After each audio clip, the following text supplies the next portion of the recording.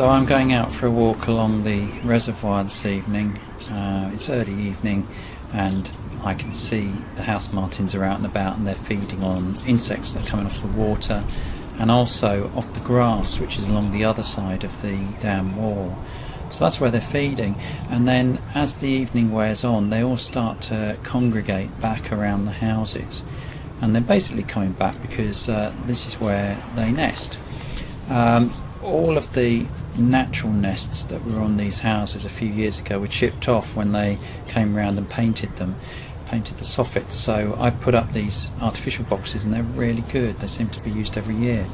This is the first year that the martins have started constructing their own nests again, which is really good news. And they've even put one up right next to my nest box, which is fabulous to see. And I can see it from the bedroom window, but it's not a particularly good view, so I can't really film it.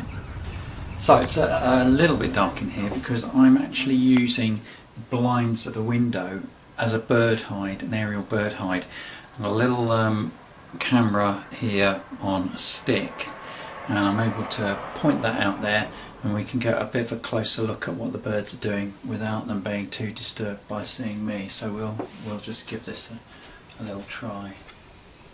So this is just a little bullet camera that's normally attached to the side of my crash helmet when I'm out on my motorbike, but actually it's giving me some really good views of these birds without me having to poke my head out the window and actually disturb them.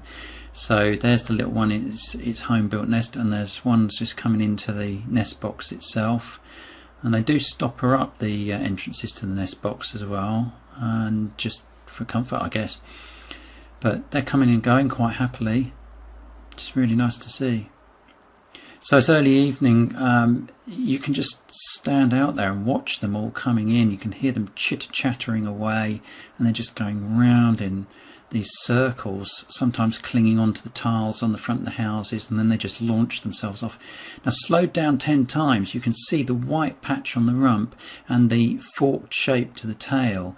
Now these are two very distinctive characteristics of the house martin, and they are so agile. They really can just turn on a sixpence, and they have sort of very white coloration underneath, so again sort of quite bright white underneath, but that rump's very easy to see.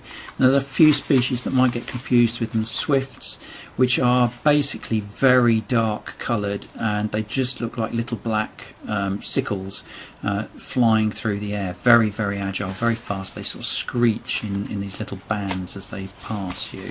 So they don't have the white on, whereas the swallow does have white, so you could possibly get that confused.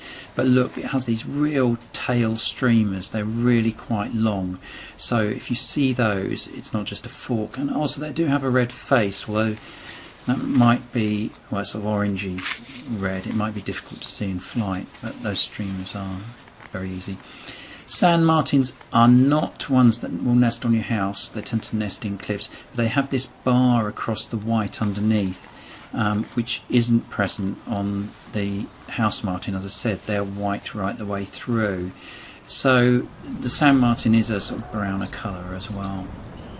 Anyway, if you're seeing them out and about or down by your house, house martin's just a wonderful bird to see around.